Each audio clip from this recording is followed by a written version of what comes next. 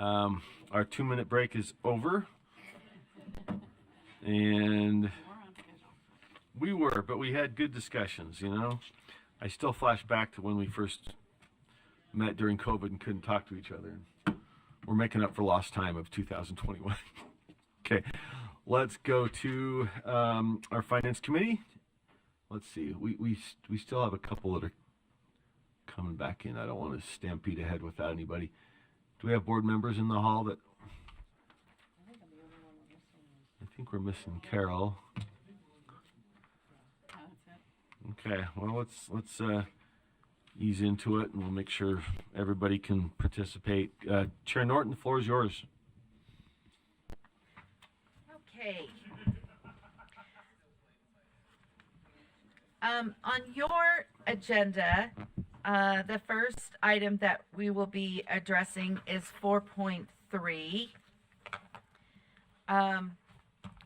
And the motion before the board is that the board approves fiscal year 25 LEA annual assurances document draft 2 as amended, or draft 3, and request staff review the assurance document to determine whether there are items in the yellow/orange categories that could be removed and or added based on public input, levels of risk, and new legislation passed during the 2024 session. Vice Chair Davis has a substitute at this time. Sure. I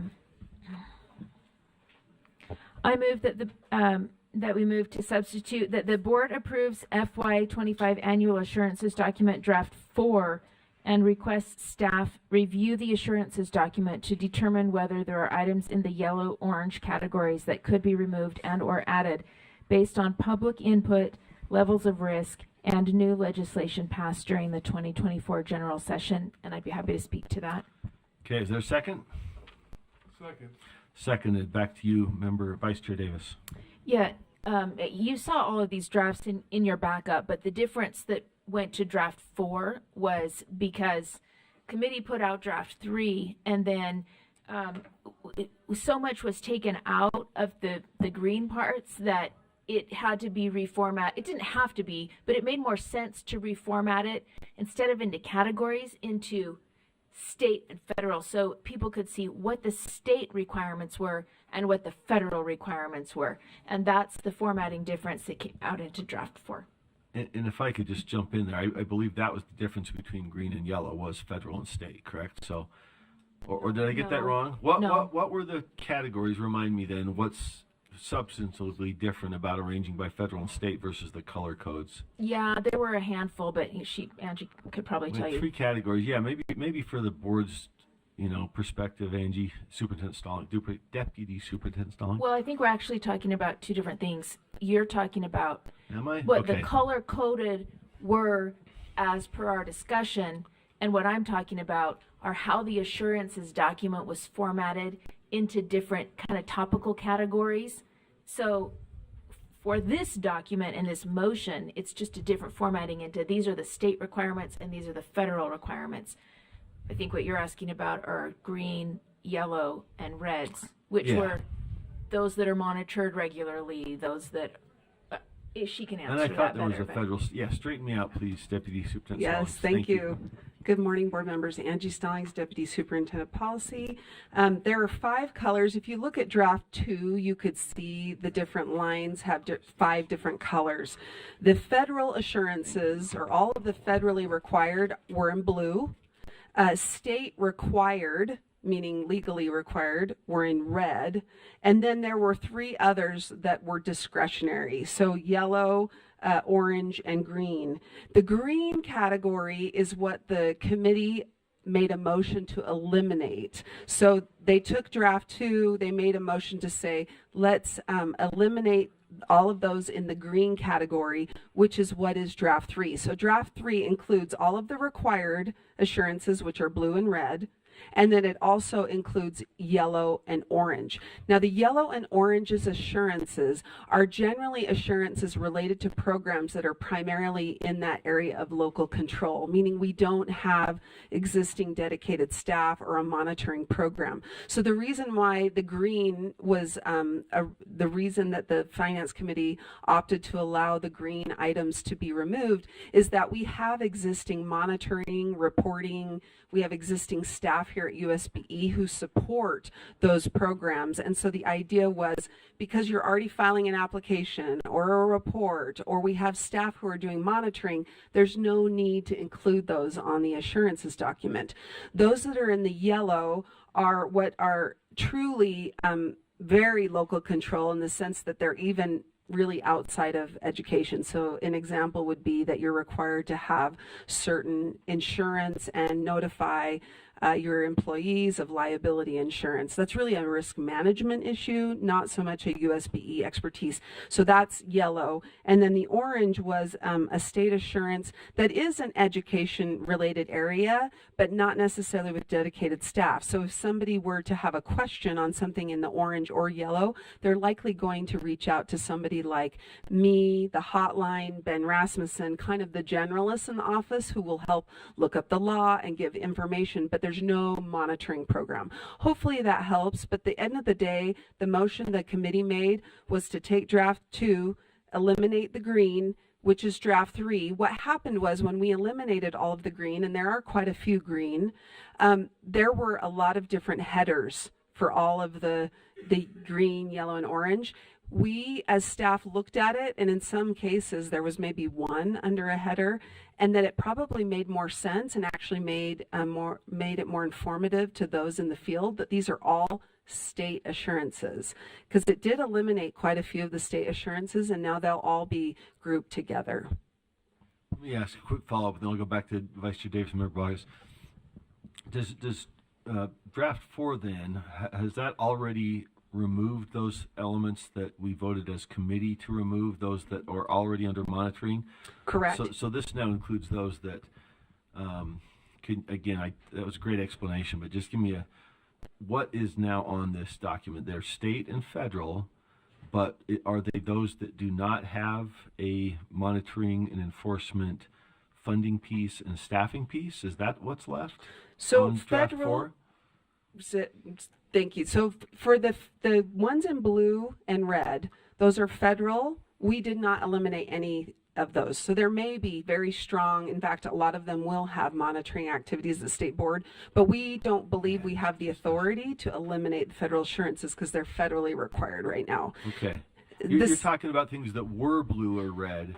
I'm trying to translate from the colors, because what I'm looking at 4 doesn't have any colors. Correct. We took all the colors out because we wanted you to be able to see what the actual assurances document will look like as it's sent out to the field. We don't normally have them color coded when we send them to the field. That was more for you to be able to quickly identify them when you were reviewing the draft 2. But what's left are those federal requirements that we cannot take off the assurance document. Correct. Because it's a federal requirement above our pay scale. And those state requirements for which we do not have regular monitoring, oversight, and enforcement, and therefore look to the possibility of the assurance as the opportunity to ensure compliance. Am I saying that right? That's what's on here now is the proposed draft 4? Yes. There's a third category, though, which are state assurances that are legally required by Utah code. Again, over our pay grade, they say we have to have it. So, okay, so this removes those things that we felt, and I was involved in the committee, but I confess I hadn't translated between colors, and so this eliminates those where we felt they're already doing it. And I'll just make a comment. I want to go to other board members. We have this new 114 rule that in those areas of local control where concern is raised, we have the possibility of stepping in and having an investigation and findings, et cetera. So those are some of the things that are under local control, but now do have a possible enforcement, even though it's not regular, right? So some of that factors into this as well. And we on the committee, and I know, tried to think that through. We need to have ensure enforcement in one way or another, compliance in one way or another, but it's a mix between the assurance, the regular monitoring, and those areas that might have this new enforcement piece. So, okay, back to you, Vice Chair Davis and Member Bogus, I think. The most important thing I think for chair that for board members to know about this motion is not necessarily the formatting change, but the conversation that stemmed out of committee, which was and really from reports and requirements meetings as well, that this assurances document, we need to kind of reframe and think of it as a living, breathing document. Not something where one assurance goes in and it stays there in perpetuity forever. What we can think of it as, let's say there's something we get 50 complaints about on the hotline. That may be something that needs to go on for a couple of years to the assurances document. So as LEAs are reviewing, they're marking, we have done this and taken care of this. And then maybe it comes off as that dies down and that problem gets taken care of. It may come off the document. If there's brand new legislation, maybe that goes on for 2 or 3 years because it's brand new and LEAs need that kind of extra reminder. This is required. Even though we don't have necessarily monitoring staff, you're required to do it. So for a few years, let's get it added to the document. And once things are looking pretty good and we don't have complaints, then we pull that off. And I think that's what we haven't done in the past. It's like things go on, they're on, now we're going to kind of look at this as what needs to go on, what can come off, how can we adjust, and the next year we may need to change it back if we see a problem, but it's going to be a much more functional tool for us and much less frustrating for LEAs who say, why am I marking 300 things and what do you even do with this? So I think it's going to help both sides. Thank you, Vice Chair Davis. And over to Member Lear. I will just say one point here. When I talked about the integration, I mean, if it's off the assurance, it doesn't mean you don't have to comply. And that's where 114 comes in. If we do start getting complaints that LEAs are not following this law because they're not on the assurance document and we're not doing regular monitoring and enforcement, they still have to comply. And to Vice Chair Davis's point, it's fluid. We will investigate if needed. And if that turns out that there's some problems, then we add it back to the assurance. So I appreciate the description as kind of a living document, but it doesn't mean that anything falls off and is no longer necessary to comply with. They're just different ways, different tools. Member Lear? Preface, I should have followed up on this before. I didn't. So I had a question about a bill that had to do with if there's a federal requirement, then the agency, and it was broader than education, the agency had to justify or explain how that would take place. Am I making that up or bad dream? Or if I can ask that to Deputy Stallings, is that okay? Deputy Stallings, is that okay? Yeah, I'm good, thank you. There were 2 bills, one that requires state agencies to create a plan if we were to lose federal funding, which we do that every year anyway. So Yeah, and I don't care about that one. and then the other one was about the Chevron doctrine. I think is that the one you're talking about, where it I said think so. we aren't sure that it's going to make a lot of difference in our case, but I need to look at it more.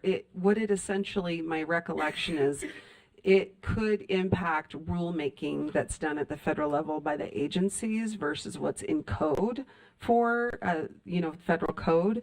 And so we're still looking at that, but it doesn't impact the insurances document. It doesn't have any immediate impact on any of the federal requirements that are in this document. Correct. And I think most of the assurances, and I could be speaking out of turn, so Sarah Harwood's behind me and she may have more information if you wanted it, but most of our assurances are directly tied to funding.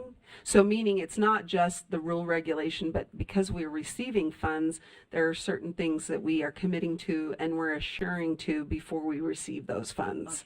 Okay. Just wanted to make sure there wasn't any immediate impact that we should anticipate before we say, oh, this is perfect, this is great. And you're telling me no, and we'll see how that case plays out. Correct. With the court. Thank you. Thank you, Deputy Stallings. And I do think we probably want to be looking ahead. If Chevron goes away, then there may be less rulemaking.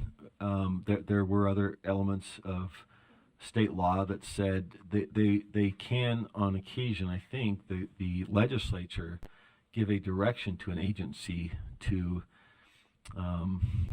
take issue with, not comply. I can't remember the exact language with it's the State Sovereignty Act, right? So that's out there as well. So I think there's moving pieces, we should probably be watching that. And if Chevron limits federal rulemaking, then we're freer at our own office. And you know my position. I think the folks in this building are smarter than the feds. So call me crazy, but I like our people. I know you will. I said that just for you. I like our people. I think we can make our own rules. So we'll watch that. It's because I think the folks in this building are plenty smart. So, all right. Any other? I have Vice Chair just have a Earl. comment. As I listened to the discussion on Finance Committee, I watched it a couple times. I know that means I probably don't have anything fun going on Saturday night, but listened to it a couple times, and I just have to tell you, I appreciate the foresight and the thoughtfulness, not just with 114 and 111, but also with looking at the components of this, how they correlate. And it wasn't until I sat there and watched that and then listened to how we're going to be working with our website so that things are not static, and that any member of the community, whether you're an LEA, whether you're a parent, whether you're a student, right, you can go in and you can say, here's the rule, here's the pieces of it, here's the timelines, here's the information. And as I sat back and looked at that and thought about this, like I said, when I watched it the second time, I thought, yeah, I appreciate the thoughtfulness of staff and others to engage in this in a way that is forward thinking, right? It wasn't just, we're just hurrying to put something together now. It was thinking, how do we resolve problems in the future? How do we get on top of things? How do we get communication out? How do we provide transparency? And I just want to say thank you. I like the 5. I like being able to look quickly and say, okay, these are state, these are this, these are this. Anyways, that's enough. But I appreciate the thoughtful work and the engagement, especially over the last 2 years on this particular item. And it's all kind of coming together in my mind where it felt compartmentalized before. It's very clear that this is a very thoughtful process and we're headed in a good direction. Thank you, Vice Chair Earl. Any other comments, questions? I had a comment. Oh, yep, we have a question. And Member Klein. Yes. So I'm just, I don't see this written in the motion, but I would like to see, before we vote on this, color coding added to draft 4, along with a detailed key that explains what each color is explicitly, so that we can see at a glance, and anybody that looks at this document can see at a glance what the different color coding means. That way we can be more fully informed as we vote on this, and I would like to see that that color coding added before we vote on it. One other thought, as I'm looking and listening, you know, we have, as a board, we have general control and supervision over the public education system. That's our constitutional obligation to ensure that LEAs are complying with the law. That's, again, one of our constitutional obligations and responsibilities. And so I don't think we have a choice as to whether or not we are exercising oversight over LEAs to ensure that compliance with the law. So maybe a question for Deputy Angie Stallings. On this assurance document, are these only the things that are these only the assurances that are tied directly to funds? Is that why they're on this document? Because I'm also hearing conversation around, you know, if there are complaints from the field around certain areas, that we should also be adding that to the document. So maybe you can clarify for me. Deputy Stallings, see you live. I'd be happy to answer or start, and then Sarah Harwood can supplement if what I state is not sufficient. With respect to the federal assurances, those are all tied to funding. With respect to the state assurances, they are not. In fact, I would say more of them are not tied to funding than are. I don't know if that's helpful, but they are not all tied to funding in the state assurances area. Answer the question, Member Klein? Okay, yeah, that's helpful. Thank Okay, you. thank you. Vice Chair, Are we, oh, go ahead. is there something being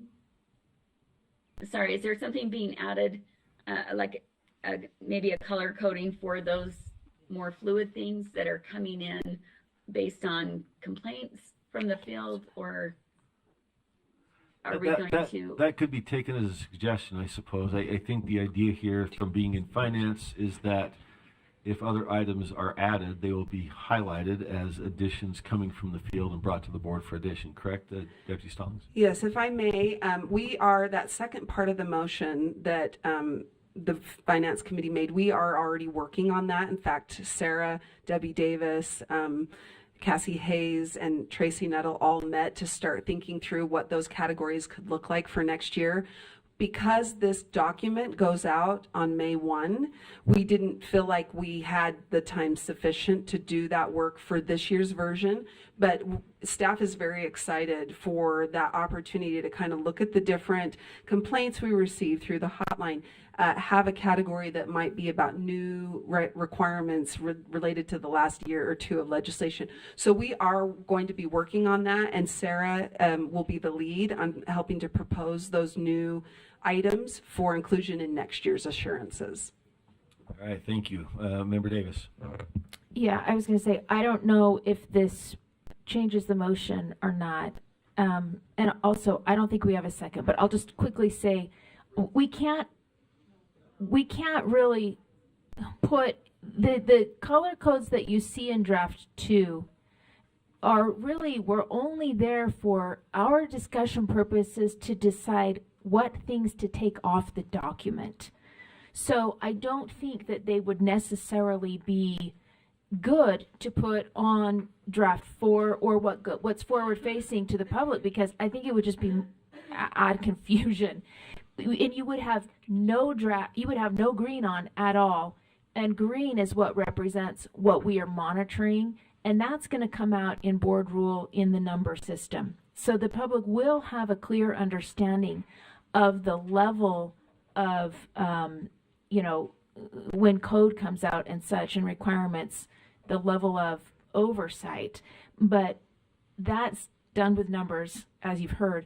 I think the colors would be really confusing because they were there for conversation's sake, purely to help us decide what to pull off. And we decided to be very conservative in what we pulled off. We didn't pull off any of those middle grounders. We left everything on and decided to slow way down. And then the piece of this motion, the thoughtful piece, is that over the course of this next year, we're going to be looking at all of those things, figuring out how to transition this into a living and breathing document, taking public input, taking new legislation, taking some off when we've had no complaints and things are going swimmingly. Why is it still on there?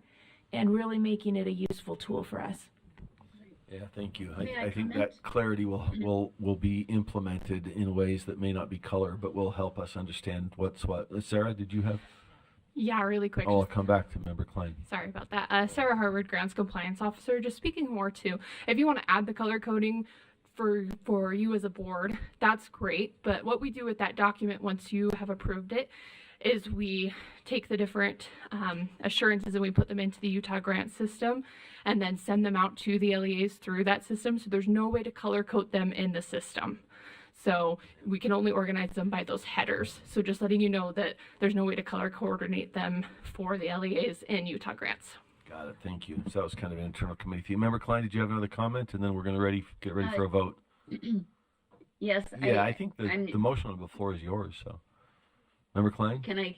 discussion Yes, to Member so, Davis's And motion. I don't know that I don't think the categories have to be exactly the same as they were on draft 2, but clarifying for us what these different areas are that have just been discussed, as far as whether they're federal or state or fluid based on complaints from the field, et cetera. So just so that we as a board can clearly see what it is we're voting on and where these different things fall, even if they don't end up on the, on the actual document that goes out to the field.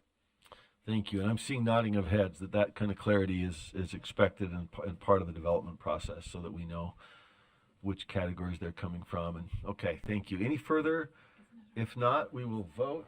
The motion is, Member Davis's motion to substitute that the board approves FY25 annual assurances document draft 4 and request staff review the assurances document to determine whether there are items in the yellow-orange categories that could be removed and or added based on public input, levels of risk, and new legislation passed during the 2024 legislative session.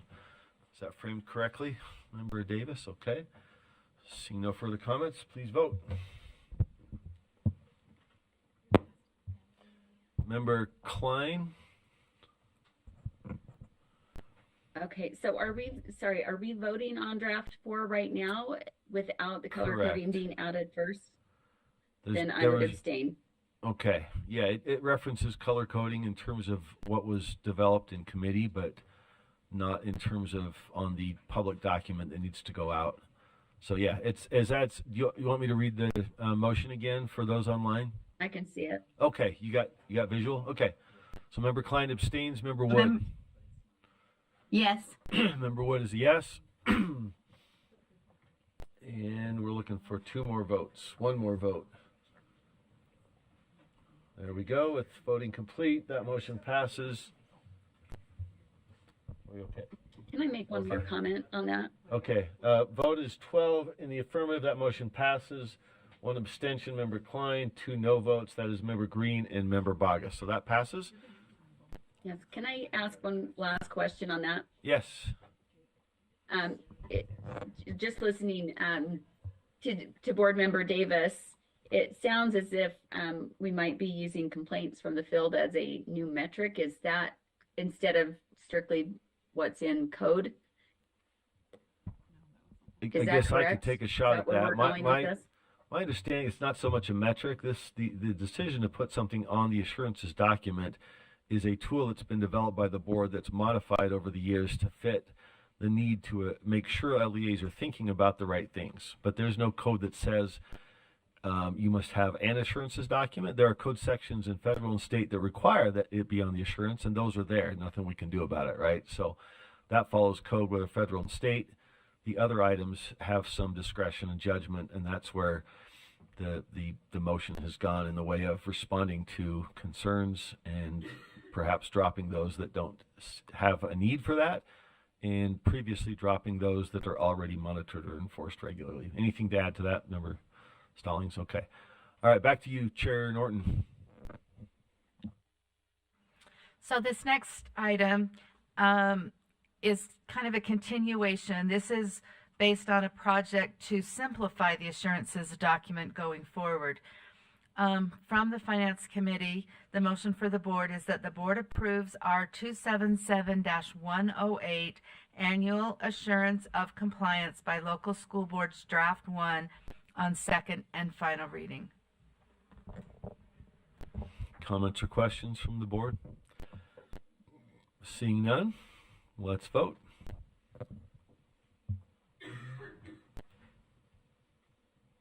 Member Klein is a yes. Member Klein, thank you. Member Wood? Member Wood is a yes. Member Wood's a yes. With voting complete, that passes 13-2. The no votes being Members Green and Member Bagas. Thank you. Back to you, Chair Norton. Series of motions has to do with funding at the end of our fiscal year and requests for that funding. The first motion in this pod is that the board approves repurposing the remaining discretionary funds, approximately $23,000, from the parking gate upgrade to purchase furnishings for the break room and basement office remodel. Okay, let's see, which item is this then? This is part of 5.5.1.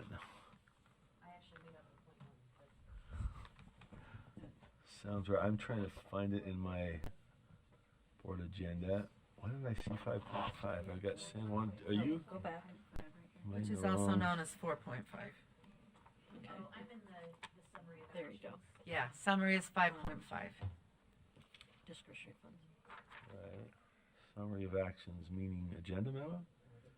Am I the only one lost here? On the main agenda, it's 4.5. Okay. If Under you're using, 4.5, I show agenda memo, San Juan, interactive chart, and Reese's. so there's four. The San Juan is the second one we're going to talk about. So Okay, it's in the agenda memo itself. It doesn't have a separate item. Thank you. I may be the only one lost. I always ask the stupid questions just in case somebody else is thinking them internally. It's my function in life. All right. So, any questions, comments? I don't see any. Let's vote. The motion is the board approves repurposing the remaining discretionary funds, approximately $23,000, from the parking gate upgrade to purchase furnishings for the break room and basement office remodel. Members, please vote. Member Wood is a yes. Member, and did I hear Member Klein was also yes? Yes. Okay. Got Member Wood and Member Klein are both yeses. And that passes unanimously. Thank you. Back to Chair Norton. okay, in the second item from that group is that the board approves repurposing funding set aside for the John Hancock Charter School in the amount of $2,140,000 and utilize $360,000 of the tax delay funding for the San Juan School District broadband infrastructure. Okay. Comments or questions? Member Bogus. Sorry, thank you, Chair. I said really all I had to say about this in committee, but I think it is really bad governance to start sticking our nose into private enterprise or funding private enterprise, and so I would oppose this motion. Thank you. Thank you. Vice Chair Earl. Yeah, just the resources associated with this are providing services for this school until, and I understand it is a bridge program, meaning that there's a number of years in order for them to get where they need to get for the private entity. So without this, they're going to have to try to find funding somewhere else in order to have the resources available for the schools in that area. And I understand it's probably broader than that, but that's, and at least from what I'm understanding, unless someone can correct me on that, that we'd asked for this from the legislature to fund it. Just once again, trying to make sure we have success around the state. So, yeah. Thank you. Yes, Member Bogus.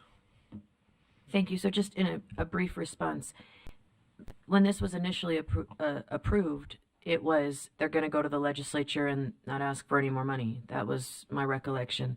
And the legislature said no, and now we're asking again. It just seems, first of all, I just don't think it's a proper role of government. But secondly, we seem to have a pattern in this room where we say yes, we say we're going to do it one time, we're going to let the legislature do their job. The legislature says no, and then we come back to us and we're spending more money on projects that just are not the proper role. Okay, thank you, Member Norton. Call Chief of Staff Sarah Young up to address more on this. It looks like she's willing, so thank you, Chief of Staff Young.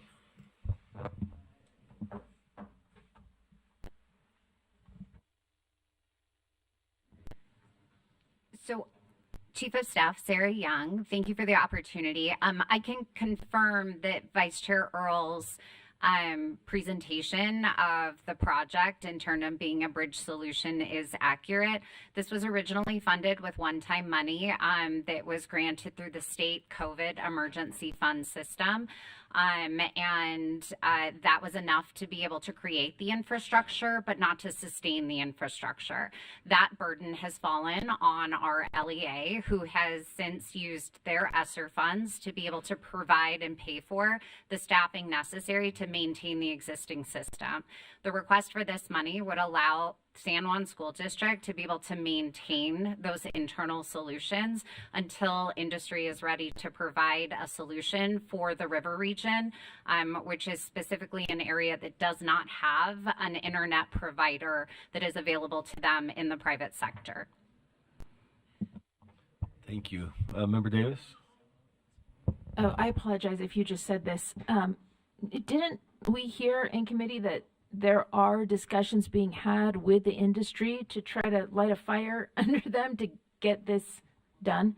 And where are we on those? Do we have interest? Is someone going to be doing that? Did we already say that? I'm sorry if I missed it.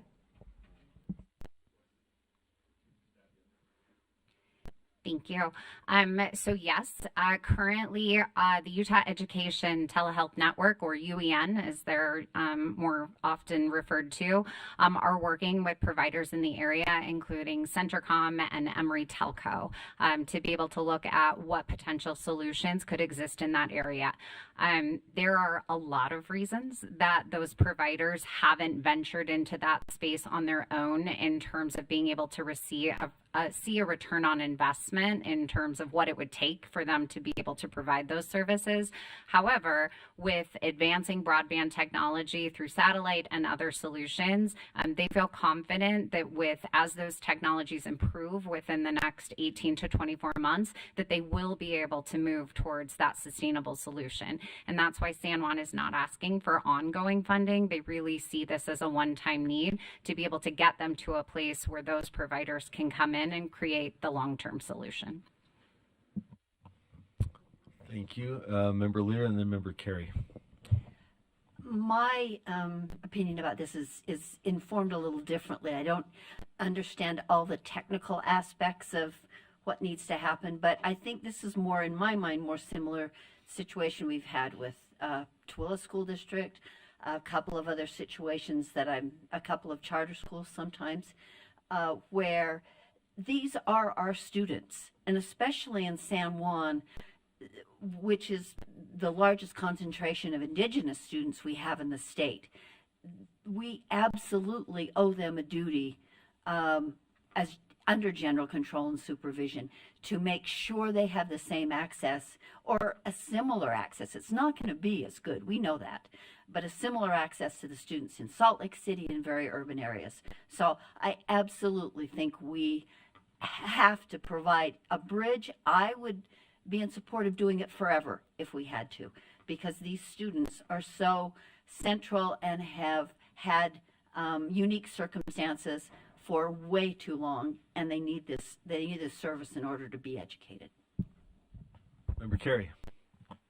Thank you, Chair. Yeah, I'm empathetic to what's happening. I guess my concern is what's the limiting principle that there's a need, there's a deficiency, the private sector isn't fixing it, but we could identify program after program that we could put into that box.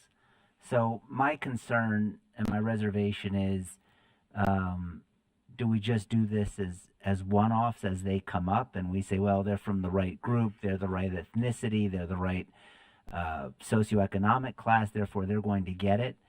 But I'd feel much more comfortable if the board would develop a policy around when we intervene and use these funds that way than saying, here's an opportunity, let's meet it. Okay, thank you, Member Carey. Any other? Seeing no other lights, the motion is, am I missing anybody online? I think we're good. Okay, motion is the board approves. Are you trying to? No, go ahead. You're good? Okay. Motion is the board approves repurposing funding set aside for John Hancock Charter School in the amount of $2,140,000 and utilize $360,000 for tax delay funding for the San Juan School District broadband infrastructure. Board members, please vote. Member Klein is a no. Member Klein's a no. Member Wood? Yes. Member Wood is a yes. We're looking for one more.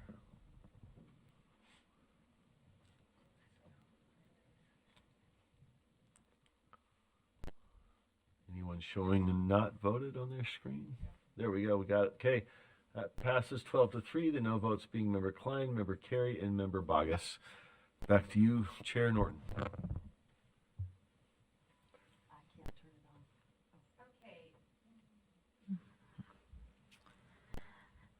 The motion from committee to the board is that the board approves utilizing $20,000 from fiscal year 2024 state discretionary funds and $25,000 ongoing funds from the board budget to sustain the Ping Board subscription for fiscal year 2025 and beyond.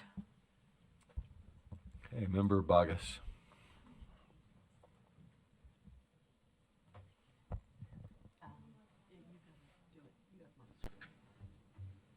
Thank you. Sir, I'm wondering if I could ask Todd Call a question. Is he in the room? I'm not sure. Let's see. Look at that. Thank you. So I have to apologize to you, sir, because this was on my list of questions to email. It did not get done. I am concerned about our employee privacy. And I know we discussed this, and I think it's a great idea. I've used Pingboard. I use it on the internet, all this stuff. I think it's great for the public. But I have a lot of consternation about the employees at USB and their privacy. And I don't know if you have an umbrella thing you could talk about that, or if we are putting them in a tenuous situation by doing this. Could you just help me understand that better? Yeah, you bet. Thank you, Chair, if I may. Yes, please. Thanks Todd for Call, joining us. Director of Strategic Initiatives here at the State Board of Education. I appreciate the question, and that came up early on as we looked at initially bringing Pingboard into our work. And yes, it's of utmost priority. And so our IT team and data privacy team have been part of the conversations to ensure that whatever is put in does meet our expectations and standards. There is nothing in the system that is required to be put in. So part of this solution, if the board approves, would allow all board members and staff members to be able to control what was put in or not put in for their own individual profile. So as far as sensitivity, if an individual staff member didn't want something included, they would have the ability to not include that. But of course, any fields that would be turned on would be approved by our IT team, data privacy, to ensure that those considerations are made. Definitely a concern and a priority to make sure nothing is made vulnerable or opened up to the public in any way. Yes, follow up. And just for clarity, any numbers put out are internal numbers. We're not disclosing private lines, and because I know some people put that stuff out there and then it gets published, and I know that we all use our cell phones for work. I get that, but I just want to make certain that those contact numbers are protected. And I'll let you speak. Yes.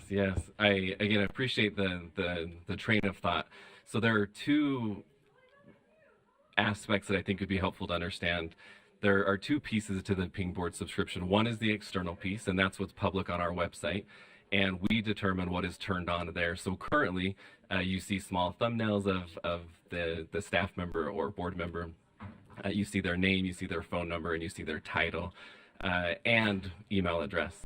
Outside of that, anything else that we include would be considered internal. So if we look at roles and responsibilities, if we look at projects that they're working on, we have the ability to make those only available through a single sign-on. So you'd have to authenticate through your USB email address and password to be able to access that side. The public side we have very limited, as if we would have on our website normally. Okay. That's the question. Is there a follow-up? Member Davis? Just to piggyback on that, is that a cell phone or office phone that's outward facing? And does the employee get to choose? I think their cell phone doesn't automatically get put outward facing, right? Yes, thanks for clarifying. The phone number that we have included is the USB phone number. We do have the option internally if we wanted to turn on, and that would be a decision that would be made, but is not currently something that is promoted. Yeah, if that's okay. Seeing no other lights, floor is yours. So I just really appreciate you clarifying that what I see when I get in there is not available to everybody under the sun, and I appreciate the fact that this is a resource for the public. But thank you for, I know this was on the fly. Thank you very much. You're welcome. Thank you, Director Call. Okay, I see no other lights. Unless I'm missing somebody over there. Nope. Okay, let's vote. The motion then is that the board approves repurposing funding approves utilizing $20,000 from FY 2024 state discretionary funds and $25,000 ongoing funds from the board's budget to sustain the Ping Board subscription for FY 2025 and beyond. Board members, please vote. Member Klein? No. Member Klein's a no. Member Wood? Yes. Member Wood's a yes. Thank you. Looking for one more. Voting is concluded. That passes 14-1 with the no vote being Member Klein. Thank you. Back to Chair Norton.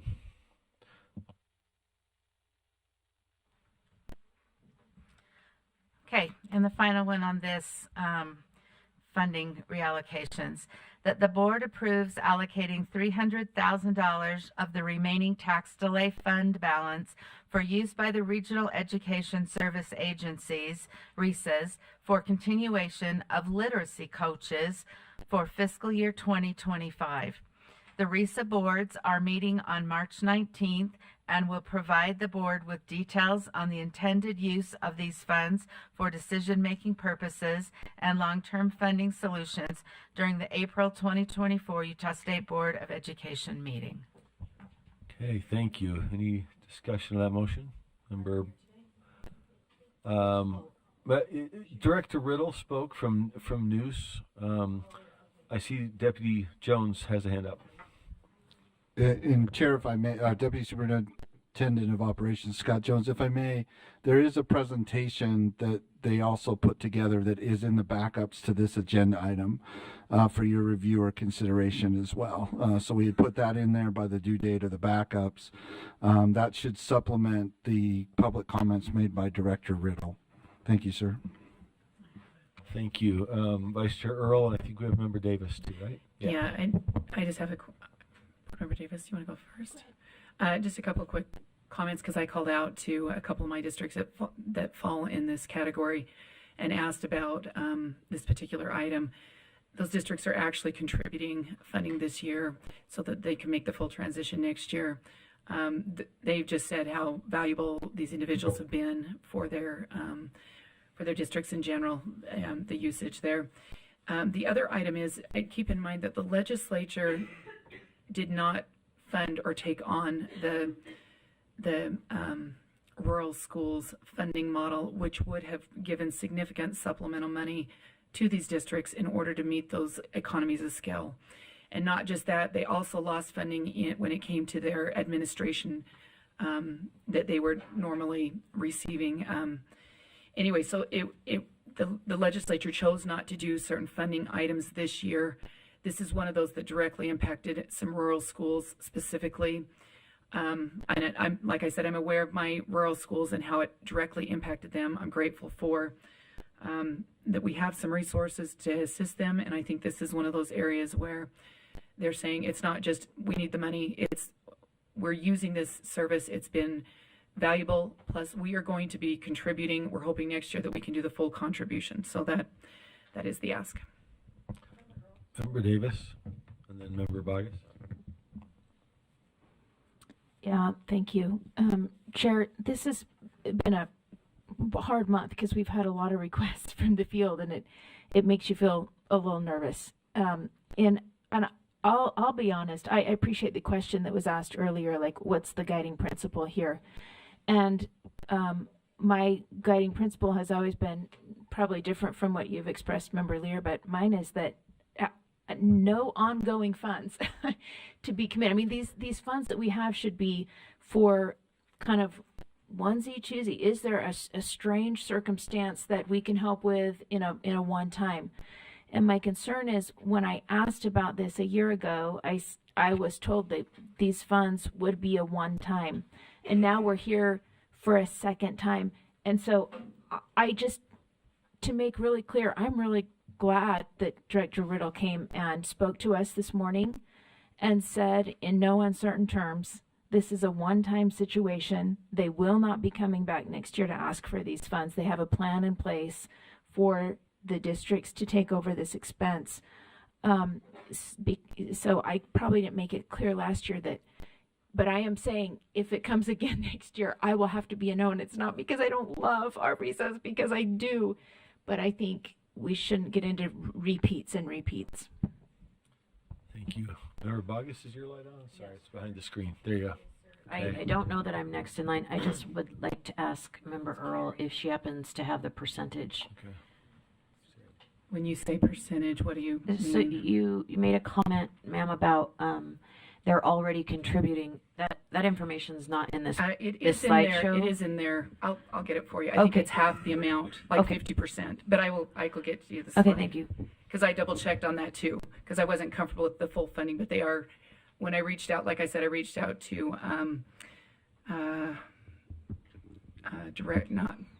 Superintendent Mangum from out in South Summit, and he said they said we don't feel comfortable just asking you. We want to make sure, and they asked all of theirs to contribute if they wanted to sustain this, because they said they felt like that wasn't the right thing to do. So, anyways, Okay. I'll get you the percent though. Yeah, if you just screenshot it, that would be great.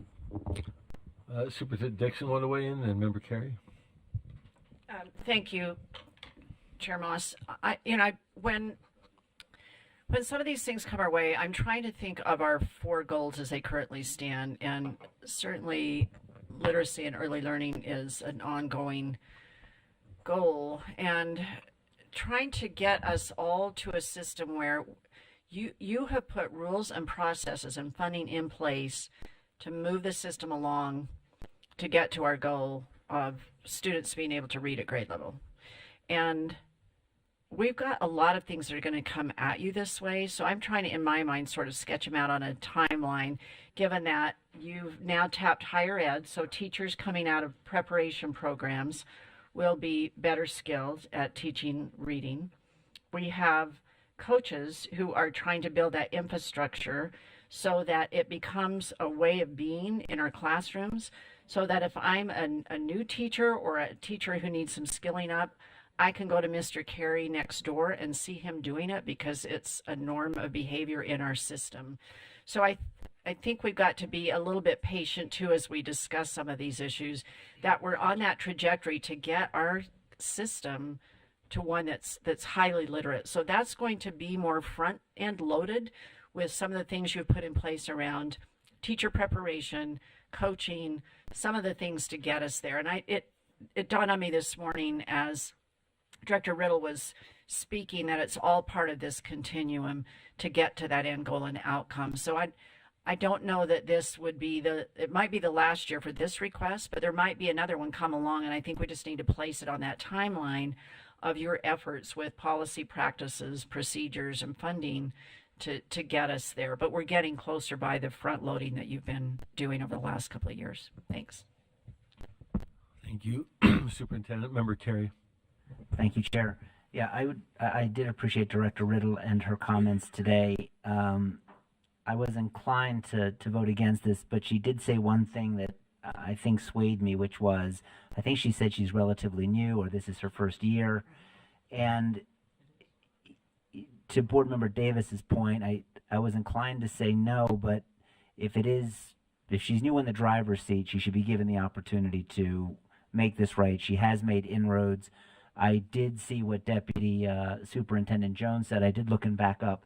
There is material in there. It's not as detailed as I would have liked, but again, I understand she's relatively new in this very big project. So I'll be voting for the funding. Thank you, Chair. Thank you, Member Straight. In my mind, I'm looking at this much the same way as I did the San Juan situation. I think this goes right back to our mission and vision. Educational opportunity for all students. And I think this is the way that we accomplish this. I too remember well last year that we said, well, this is it. But, you know, when it comes to educational opportunity for all students, I'm going to take a step back from that stance. Thank you, Member Straight. Chair Norton. I have also had a lot of angst over several of these, but on this particular one, I also want to make mention that we are not funding all the literacy coaches for these RESAs. They have gone a long way in getting that funding. You know, this is for 2 of those RESAs, both of which had some very special circumstances. in addition to, the tough year it was. Secondly, they do have a lot of their own skin in the game. And like many of you here at the table have said, this is about kids. This is directly impacting students in classrooms at the primary beginning level of reading. And so for that reason, I too will be voting in favor of this. Thank you. Member Bogus. I was just clarifying that the dollar amount is correct. Yeah. Okay, it just doesn't match what's in this slideshow.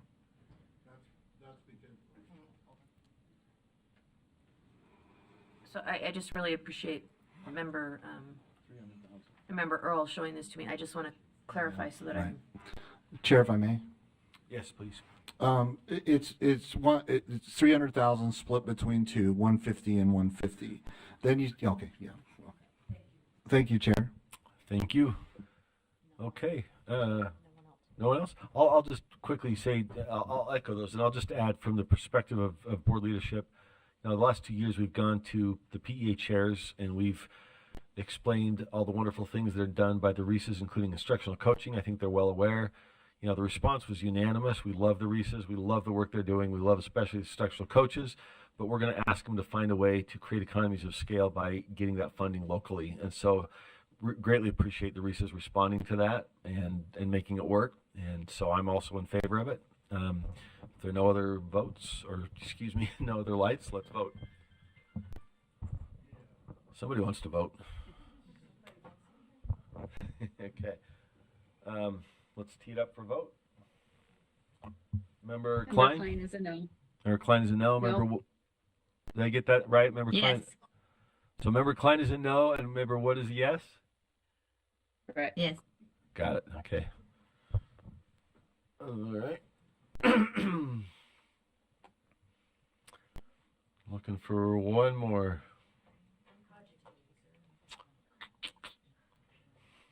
Fair enough.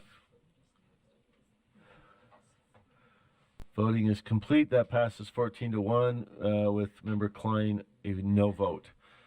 Back to you, Chair Norton.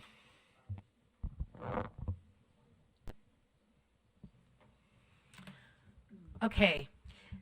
This item has to do with the Tooele and some Utah State legislative action. The motion for the board is that the board approves the Utah State Legislature's Executive Appropriations Committee action to provide $10 million to Tooele County School District. Okay, any discussion of that motion? Seeing no lights. Okay, Member Bogus. I apologize. Is that worded correctly? Yes. That the board is approving what the legislature has done? And so that's because Vice Chair Hart has some. If you speak, I'm gonna. I just said we're a pass-through. That's helpful. Okay. If you have information, I'm gonna come get it from you, Vice Chair Norton. Is that the meaning of approval? I mean, I think Vice Chair Hart's, we're a pass-through entity, and so we are. Go ahead, Chair Norton. When the EAC appropriated this $10 million, it was that they appropriated it for Tooele School District and said that our board, it would need to be approved through our board. So this is us approving this. So this is at the legislature's direction. Yes. In other words, we're not taking a superior role. We're following directions and bringing it to the body. Okay. Any further comment or questions? If not, please, the motion is then that the board approves the Utah State Legislature's Executive Appropriations Committee action to provide $10 million to Tooele County School District. Please vote. Member Klein? Yes. Member Wood? Yes. Thank you. That passes unanimously. Thank you. Back to you, Chair Norton.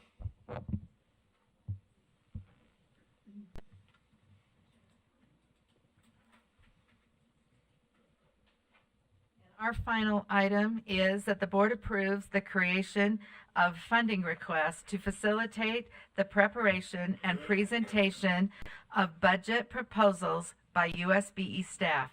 These proposals will be presented to the full board starting in the August 2024 board meeting.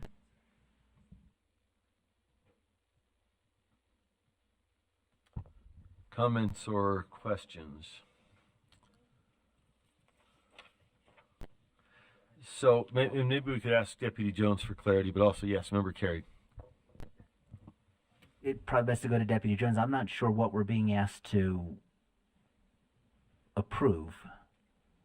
I mean, it says the creation of funding requests, but like a process to do that? I'm just not sure. I think we talked about this in finance, basically the same process as last year. Yep. And so perhaps you could just give us a quick review of that process. We've explained it in more detail elsewhere, but tell us if you could. The role of finance usually starts with some of this. Every board member has an opportunity to weigh in. Staff's involved. So tell us if you could how last year's process worked and how it worked this year. Yes, sir. If through you, Chair, if the board members will recall, last year in the May Finance Committee meeting, we started the process of a board-led, board-directed request for funding in preparation for the next legislative session, which ended up being 2024. So as part of the discussion and then ultimate action item that you're seeing, all board members are seeing, to answer Board Member Carey's question, is what staff are seeking is that clarity on the direction that we want to continue with the process that we took last year, which would start or enable board members to start to tell staff, look at this as a request for funding, start to prepare those documents, and so that we progress together and move together towards what is required by the Budgetary Procedures Act, which is a submission to the governor's office of your proposed budget or proposal for new money in October, and then ultimately what you, the board, direct for requests for funding. So I tried to summarize that as much as possible, but to be more direct in answering Board Member Carey's question, we are seeking approval to pretty much follow the same process that we did last year. We felt we were very successful and that it did send the strong message that all of your requests were board directed. Does that help answer Board Member Carey's question, Chair? Yeah, thank you, Deputy Jones. May I follow-up question? Would it preclude any individual board member from making a funding request directly to chair of an education committee, to the education committee? Chair, if I may. So my understanding is that the board itself has particular direction for board members to follow for engagement with legislators on a one-to-one or a direct basis. Chair, does that help answer her question or his question? Thank you, Member Carey. Does that, and I can fill in, but go ahead if you have a follow-up question. Yeah, if you could fill in. I didn't know if that was a yes or a no.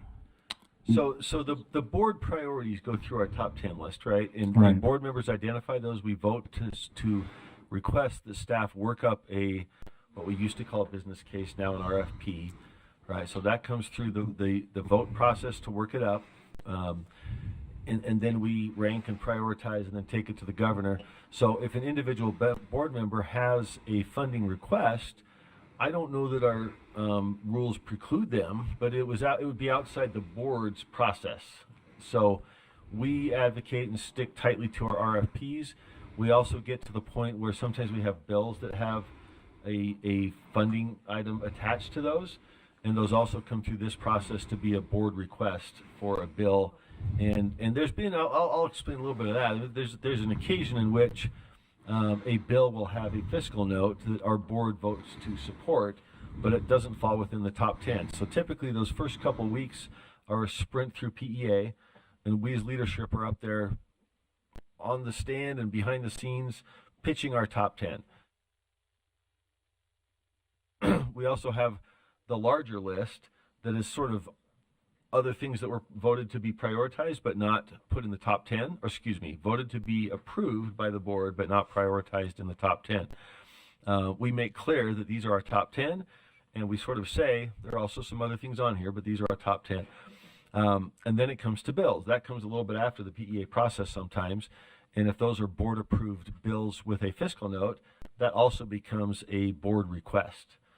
So, Deputy Jones, anything I'm overlooking there? Those are kind of the three pieces. There's the top 10, there's the approved but outside the top 10, and we make sure we focus on the top 10, and then there's the bills. Yes. Vice Chair Earls, did you want to Yeah, go ahead. No, you go ahead, ma'am. Well, I just, and maybe one other component, because is it October, we have to have submitted to the governor our recommendations. So that's why we start right now, So right? early. You get done and it's like, okay, you have to start because we have to go through a process of vetting it and then running it through the board and then bringing those top things to the governor by October. So it's there. By then we have to, even if we're not sure what the projections are, finance and all that, we've got to, which always to me seemed a little bit crazy, but we have a requirement to submit those by then. And I'll just say, I mean, the opportunities from now, starting in May through September, any board member can bring to this body a request to approve a funding request to be on that PEA list. And if there's support from the board of a majority of board members, then it goes on that list. And so from now to September, we do that. Then September, we rank and prioritize. That's because of the Administrative Procedures Act. Got to get the governor, or whatever the act's called, the Budgetary Approval Act. So, the Get It to the Governor Act puts September as kind of crunch time. So anything that a board member wants, we put in the hopper between now and then. In May, Finance Committee will have an in-depth discussion. Some of that relates to internal matters like, FTEs and market adjustments. And then in that same board meeting next May, I believe, we'll have the opportunity for board members to propose and seek a majority approval to ask staff to work up an RFP/business case, correct? At least in the backup, we got a chart here with each month laid out that's pretty solid. So I would refer to that. But yeah, it's basically on starting now, bring it to the body, get it voted on, and then see if it can be prioritized by September. Deputy Jones, anything else I'm overlooking? No, Chair, and I appreciate your emphasis on the timeline. If all board members will review that, it is what it is. The process starts at your direction, and that's what we're seeking is that approval. If I may, a staff member cannot tell a board member, hey, you absolutely have to do something this way. What I think Board Member Carey was asking was, and I would just recommend that board members only approach legislators with board-approved requests for funding.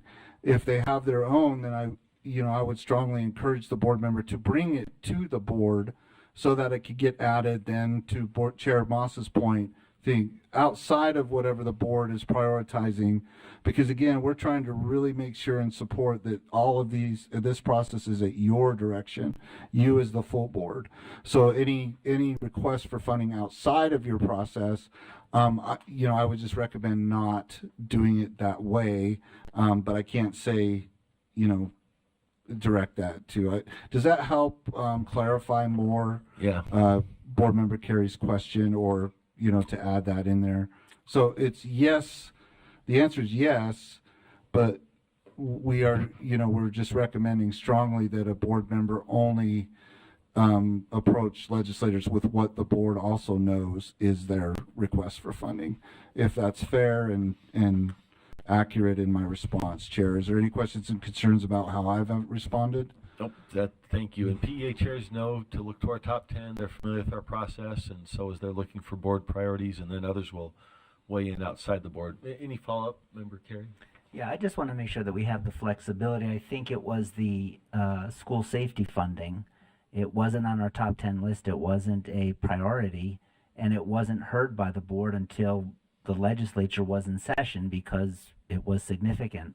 And although this body didn't agree that it should be placed on the top 10 list, we were able to make it a priority. And I just want to make sure that if this proposal goes through, that we have that flexibility where if there's an instance where it doesn't exactly fit into the parameters that have been established, we have the flexibility to make sure we do that.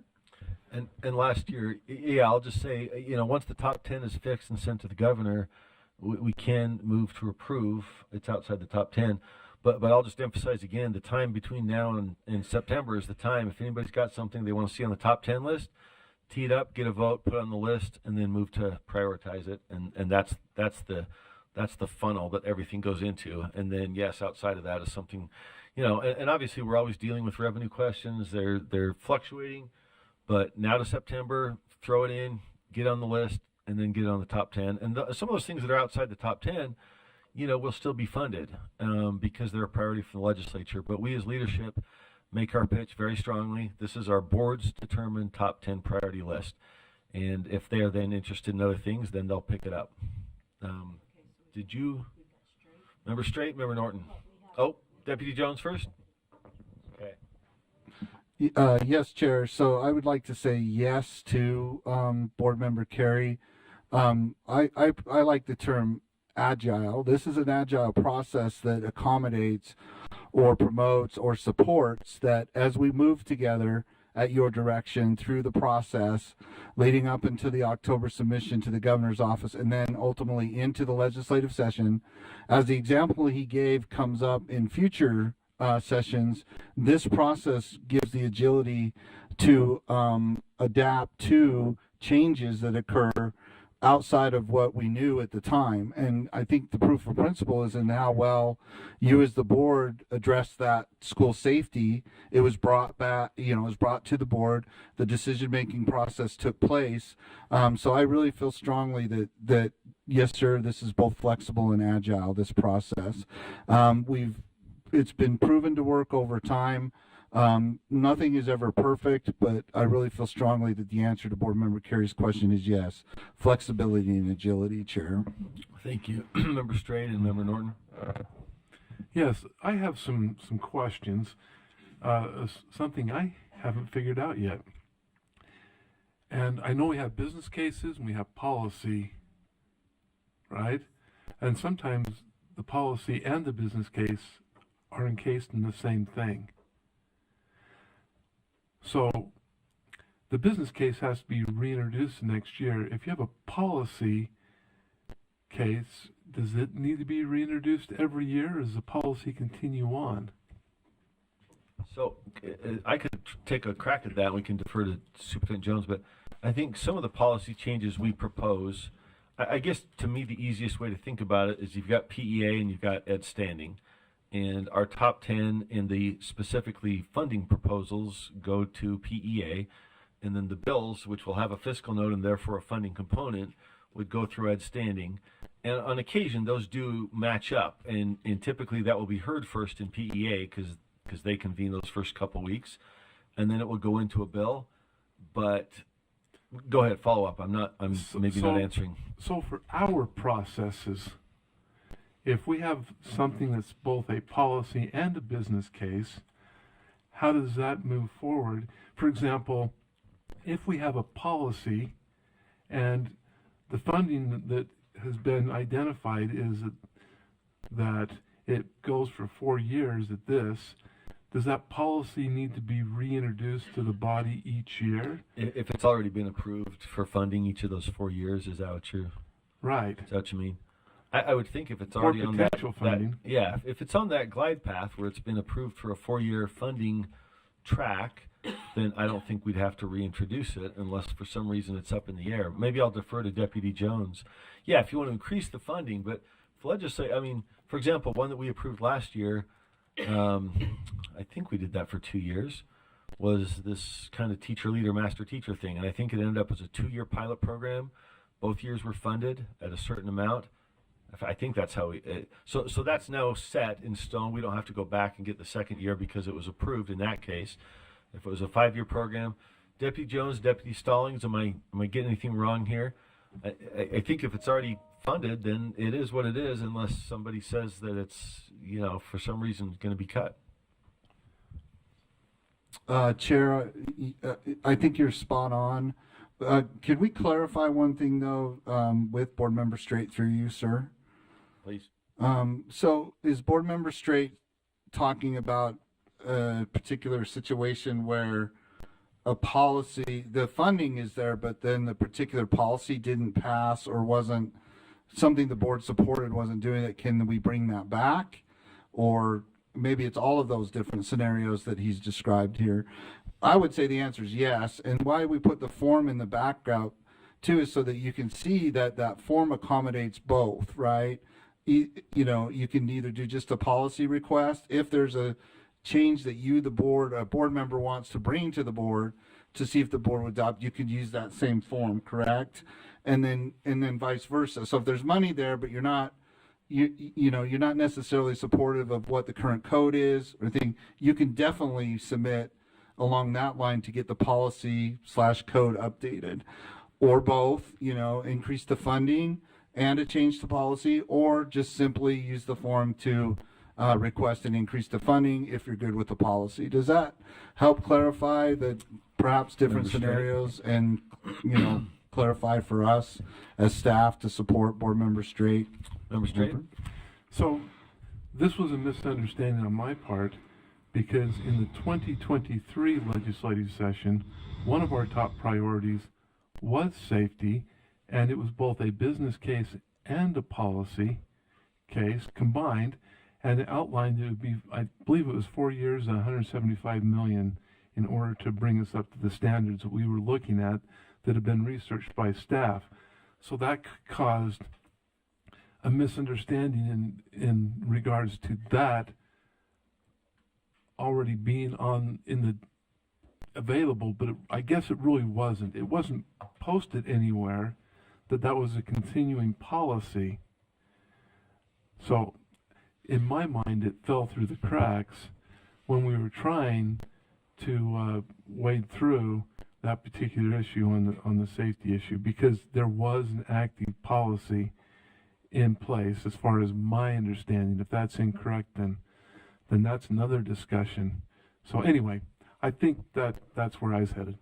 I'll just say I think you're right. I mean, there were some things in place and set to continue, and then there were new ideas with new funding pieces. And so, I mean, for all board members, you know, if you're hearing something from a legislator that you want us to support, if it's something that you came up with on your own, this body came up with this master teacher funding stuff, and we talked about a year ago, and then didn't really press it. It was on the outside of the top 10. This year it was, I think, on the inside, I think it was number 10 this year. And so you got it funded, but it kind of, you know, we can do either one of those, right? We can come up with something, or we're hearing something from the field of the legislature that we say we want to get behind that. And if it's a change, let's bring it up, talk about it here. And any of those can go into our priorities. They can be kind of generated internally or externally. So I think lots of opportunity between now and September. Chair Norton. And Board Member Carey, I want you to know I stand shoulder to shoulder with you on school safety. I understand that WPU will always be our first priority because we do need to have the lights go on and the buses running, but school safety is 1A and 1B. And so I want the public to know that this board took a very firm stand on that 2 years ago. And I also know that we had heard quite a bit about Representative Wilcox and Senator Ibsen's bill for this year that was continuing on what we had started. And we don't want to necessarily go, you know, competing bills when we haven't started and they are going with it. And I know so many in our staff were working hand in hand with that whole group.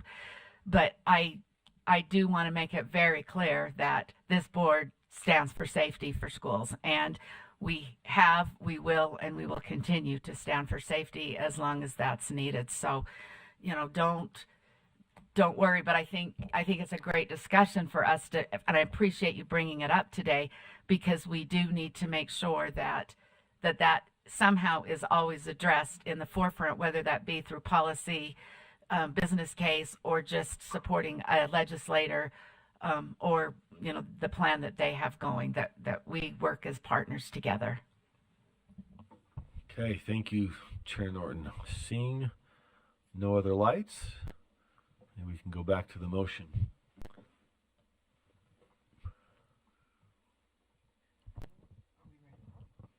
I think we're ready to vote.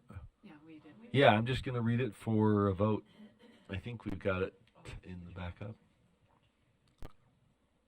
All right, motion for the board is that the board approves the creation of funding requests to facilitate the preparation and presentation of budget proposals by USBE staff. These proposals will be presented to the full board starting in the August 2024 board meeting.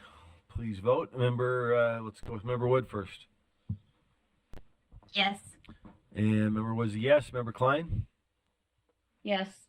Member Klein's a yes. That passes 14-1. Member Carey opposed. Back to you, Chair Norton. Concludes finance? All right. Let's see.